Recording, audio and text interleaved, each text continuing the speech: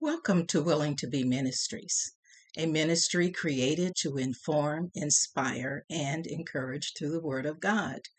Today we are studying the UMI Precepts for Living Sunday School lesson for February 15th. The lesson is from the book of Habakkuk. It's coming from chapter 3, verses 2 through 6, and verses 17 through 19.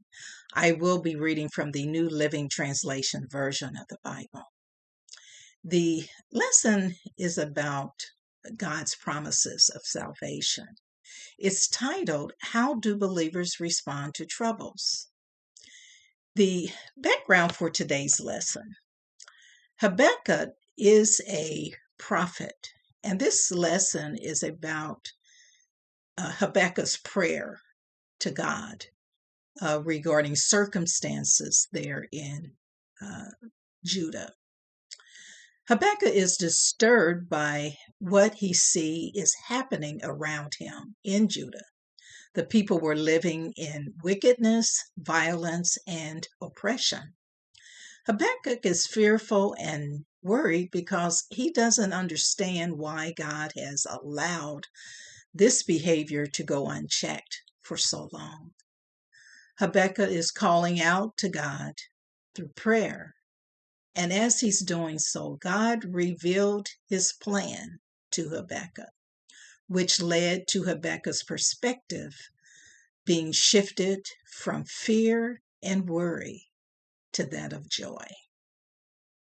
So let's take a look at our first set of verses. The first set that I am reading is verses 2 and 3. We have heard all about you, Lord.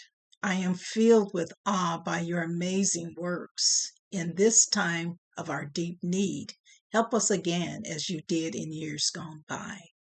And in your anger, remember your mercy. I see God moving across the deserts from Edom, the Holy One coming from Mount Paran. His brilliant splendor fills the heavens, and the earth is filled with his praise. This set of verses is response in crisis. After God reveals his plan to Habakkuk, Habakkuk asks God to have mercy on the people of Judah. Habakkuk remembers how God had shown compassion on his people during times of captivity in the past. He's convinced that God will have compassion for the Judeans while in captivity by the Babylonians. Now, this is based on the portion of God's plan revealed to Habakkuk that God is going to allow the Israelites to be captured by the Babylonians. Our next set of verses are verses 4 through 6. His coming is as brilliant as the sunrise. Rays of light flash from his hands where his awesome power is hidden. Pestilence marches before him. Plague follows close behind. When he stops, the earth shakes. When he looks, the nations tremble. He shatters the everlasting mountains and levels the eternal hills. He is the eternal one. This set of verses is Habakkuk giving recognition of judgment. God didn't always reveal his mighty power, but whenever he did, it was miraculous and earth-shaking. Nations trembled and mountains crumbled. God's presence is unhindered. His very own creation is no match for him. God prevails forever against it all. And this is Habakkuk recognizing how God's judgment progresses. The next set of verses are 17 and 18.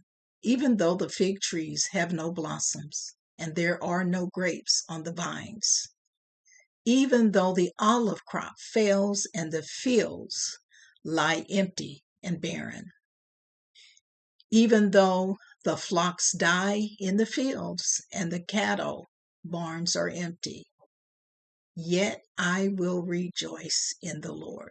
I will be joyful in the God of my salvation.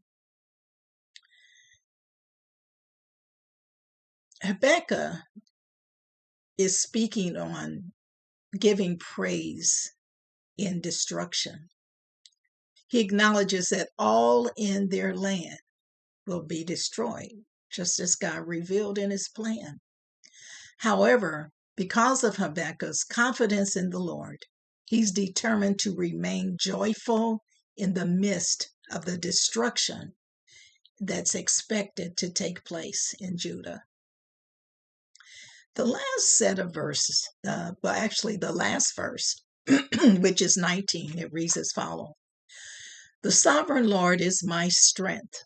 He makes me as sure-footed as a deer, able to tread upon the heights.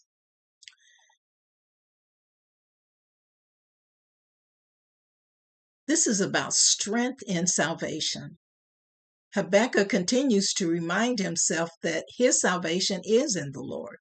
Habakkuk envisions that God will make the feet of the faithful like those of a deer, with grace, swiftness, and sure-footedness, enabling them to endure and escape from their enemies.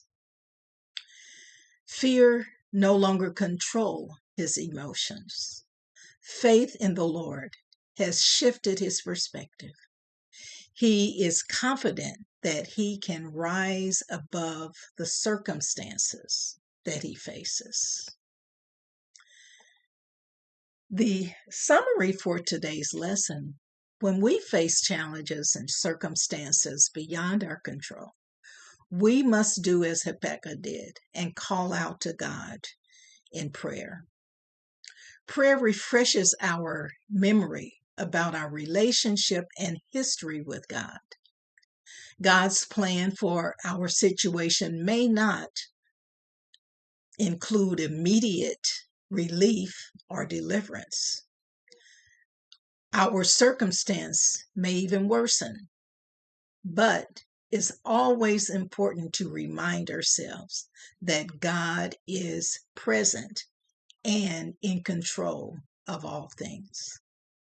Our faith in God should make us trust in his sovereign plan for all of his people, and that through his power, we can rise above our circumstances and experience joy in the midst of chaos.